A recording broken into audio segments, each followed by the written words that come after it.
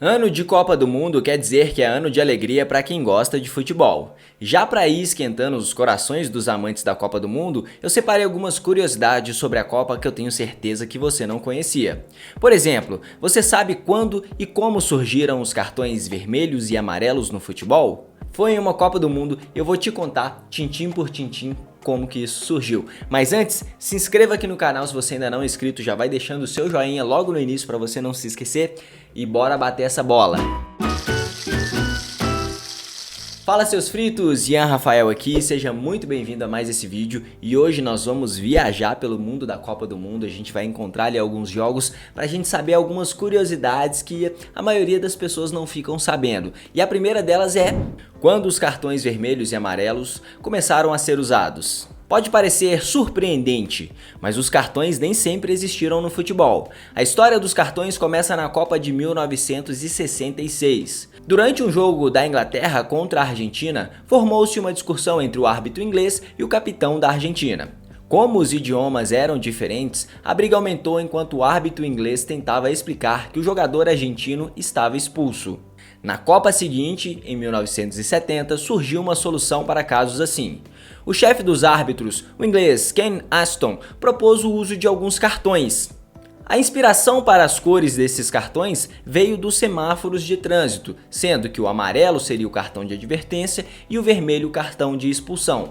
Então os cartões surgiram para resolver um problema de comunicação da Copa do Mundo. Como os times falavam línguas diferentes e o árbitro geralmente é de um terceiro país, a comunicação era muito difícil, então com o uso do cartão ficou bem simples e esse uso de cartão passou a ser usado em todo o mundo, como a gente já sabe nos dias de hoje. Quem foi o único goleiro a levar a bola de ouro? A bola de ouro é um prêmio concedido em cada Copa ao melhor jogador. Existe também o Luva de Ouro, focado no melhor goleiro. Por isso, foi uma surpresa quando o alemão Oliver Kahn levou a bola de ouro em 2002, em uma votação realizada antes do último jogo da final, elegendo o alemão como craque mundial de 2002. Na ocasião, a Alemanha até chegou à final, mas acabou perdendo para o campeão Brasil e Oliver Kahn levou 2 gols de Ronaldo Fenômeno. O cara ficou ali a Copa inteira sendo o melhor jogador da Copa, chegou no último jogo que a galera precisava dele mesmo, graças aí ao nosso Ronaldo Fenômeno, ele foi lá, foi 2 lá dentro e a gente foi campeão, a gente foi pentacampeão nessa Copa. Apenas 2 Copas foram decididas nos pênaltis, sabe quais foram? Em 1994, o Brasil venceu a Itália por 3-2 e foi nessa disputa que Galvão Bueno soltou a frase: partiu Massaro, pé direito, bateu, Tafarel, vai que é sua, Tafarel, vai que é sua, Tafarel, vai que é sua, Tafarel. Que acabou virando uma espécie de meme antes mesmo da internet. Em 2006, outra disputa chegou aos pênaltis. Dessa vez a Itália venceu a França por 5-3. Qual foi o jogo da Copa do Mundo com mais cartões da história? O jogo entre Portugal e Holanda aconteceu na Copa de 2006, na cidade alemã de Nuremberg. Ele ficou conhecido como a Batalha de Nuremberg, e não é para menos. Foram 16 cartões amarelos e mais 4 vermelhos, um total de 20 cartões aplicados em uma única partida.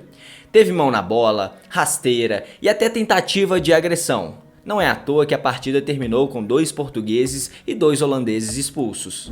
Sabia que a FIFA tem mais países associados do que a própria ONU? A ONU possui hoje 193 países membros, já a FIFA conta com 211 associados. Isso acontece por diferenças na representação. O Reino Unido, por exemplo, está na ONU como um único membro. Mas, na FIFA, as terras da antiga Rainha Elizabeth e do atual Rei Charles estão associados com 12 bandeiras diferentes, como Escócia, País de Gales, Gibraltar e a própria Inglaterra, entre outros. Um fenômeno parecido acontece com outros países que possuem territórios relativamente autônomos, como os Estados Unidos e a China. A FIFA conta ainda com a Palestina e o Kosovo. As duas nações se autodeterminam como países, mas não são vistas assim por todos os membros da ONU. Você sabe quem foi o jogador mais jovem a ganhar uma Copa do Mundo? foi o rei do futebol, o nosso rei Pelé. Ele tinha apenas 17 anos quando trouxe a taça para o Brasil em 1958. Apenas outros 2 jogadores conseguiram fazer parte de uma equipe vencedora antes dos 20 anos. O italiano Bergomi, em 82, e o francês Kylian Mbappé. O jogador Ronaldo Fenômeno quase entrou para essa lista de jovens da Copa do Mundo em 1994, quando ele foi convocado pelo técnico Carlos Alberto Parreira, porém o jogador não atuou em nenhuma partida daquela competição, em que o Brasil se sagrou tetracampeão. Por pouco o Ronaldo Fenômeno não ganhou mais uma, né? Na época ele era jogador do Cruzeiro e por pouco ele não foi um dos jogadores mais jovens a atuar dentro de uma Copa do Mundo. Será que vai ter cerveja na Copa do Mundo de 2022? Em maio, o jornal inglês The Sun informou o preço da cerveja durante a Copa do Catar. Os copos seriam vendidos por cerca de 10 libras, algo em torno de R$60. Bando de burguês safados! Porém, o Código de Conduta do Catar proíbe a venda de bebidas no estádio. Desde então, a FIFA está negociando. Será que os torcedores vão poder tomar uma cervejinha lá no Catar? Sabia que tem jogador brasileiro que participou da Copa e depois virou dono de time? O caso mais famoso é o Ronaldo Fenômeno. O ex-atacante comprou o Cruzeiro, que recentemente voltou para a primeira divisão do Campeonato Brasileiro após o time quebrar devido à má gestão e escândalos de corrupção.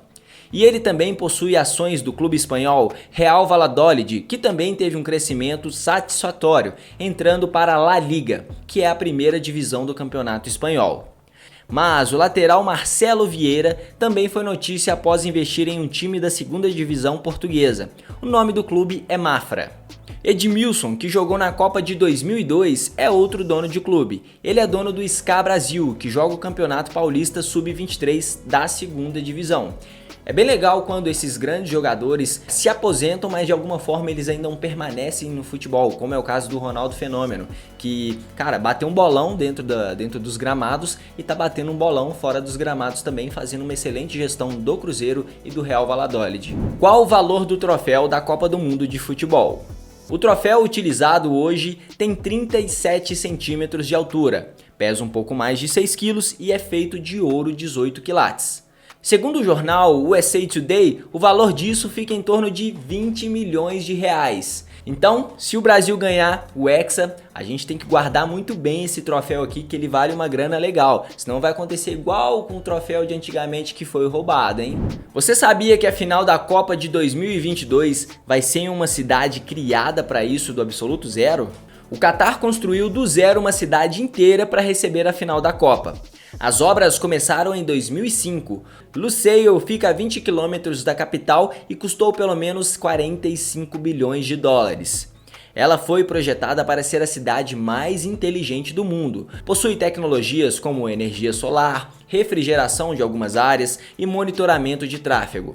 Além, é claro, da infraestrutura para receber milhares de turistas, não só em período da Copa.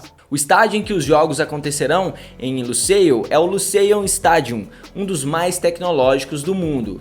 Eu tô doido que chegue a Copa do Catar porque eu tenho certeza que vai ser um show ali de arquitetura, um show de tecnologia. E se o Brasil for campeão, se o Brasil for hexa, que eu tô torcendo para que seja, vai ser muito legal a gente levantar o troféu nesse estádio Lusail Stadium aqui, porque ele é um dos estádios mais legais do mundo, mais tecnológicos. Mas agora eu quero saber de você, curtiu essas curiosidades sobre a Copa do Mundo? Você sabia de alguma delas? E existe alguma outra curiosidade que você sabe que eu não mencionei aqui? Deixa isso tudo aqui no comentário pra gente trocar essa ideia. Eu sou o Ian Rafael, foi um prazer estar aqui com você. Não se esqueça de se inscrever nesse canal e deixar o seu joinha e compartilhe esse vídeo com aquele seu amigo que é amante de futebol. Um abraço, fui!